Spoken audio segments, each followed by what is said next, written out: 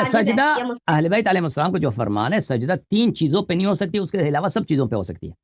ایک جو پہننے کی چیز ہے، مثلا اگر کوئی لباس ہے، کپڑا ہے، فرش ہے. فرش جو ہے، فرش کس چیز سے بنتا ہے؟ فرش اگر کپڑے سے بنتا ہے نا، جو داغا وغیرہ ہے جیسے کارپیٹ ہے، تو اس پہ نہیں کر. فرش اگر چٹائی ہے تو اس میں کر سکتے ہیں. تو ایک تو پہننے والی چیز ہے، ایک کھانے والی چیز ہے کہ کوئی روٹی یا چاول پہ انسان یا بسکٹ پہ کوئی سجدہ کرنا چاہے، یا کوئی گوشت کا ٹکڑا ہے اس پہ سجدہ نہیں کر سکتے. تو کھانے کی چیزوں پر، پہننے والی چیزوں پر، اور کوئی چیز جو معدن سے نکلتا ہے، منرل جو زمین سے نکلتا ہے، قیمتی چیزیں، سونا ہے، چاندی ہے، مرمر کا پتھر ہے، ٹھیک ہے نا، عقیق کا پتھر، ان چیزوں پہ سجدہ نہیں کر سکتے. اس کے علاوہ ہر چیز پہ آپ سجدہ کر سکتے ہیں، لیکن اس میں سے افضل یہ ہے کہ مٹی پہ سجدہ ہو.